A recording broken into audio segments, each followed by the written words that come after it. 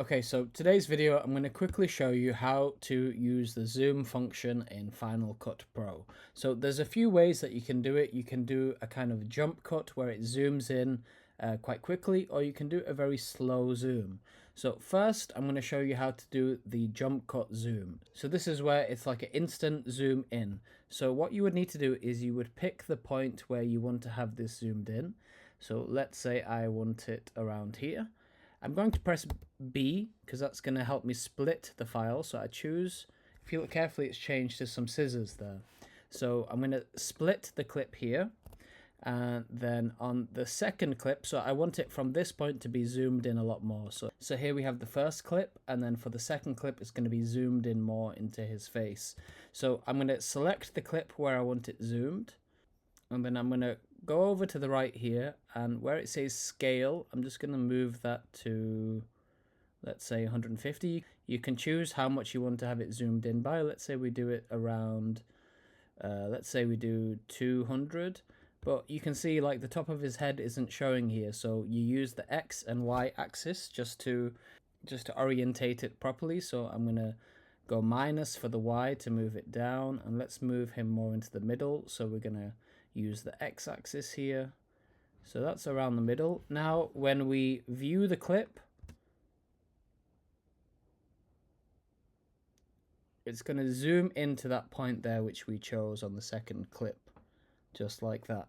Let's say we want it to revert back to normal, so let's say around here. All I need to do is split the clip, press B and then split the clip, and now click this clip where we want it to return back to normal. All I have to do is change these values back down to 0 for each one. The scale would need to be to 100. And there we go, back to normal. So it's zoomed in for that second clip and then back to normal for the third clip. Now, let's say you want to do a very slow zoom. So what you would need to do is you would need to use something called keyframes. So let's say from this point onwards, we would want to start the slow zoom. So I'm going to split the clip by pressing B and then choosing this point here. And I'm going to click this clip and make sure the marker is to the beginning of the clip.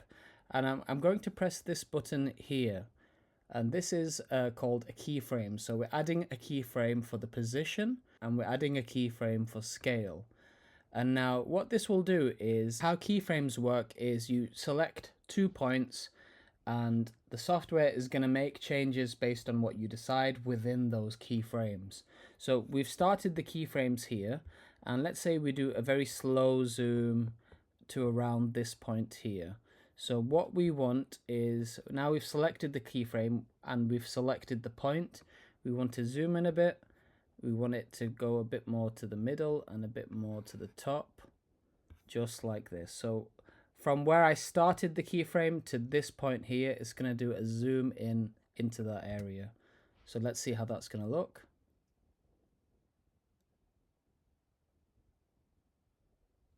So you can see it slowly zooming in. And let's say we want to do a faster zoom in.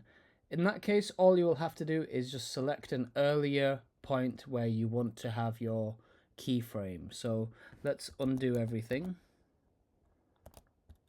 So we've selected the keyframes here, but let's say we have the effects occur up until this point. So it's a lot sooner than where we selected it previously. So zoom in again.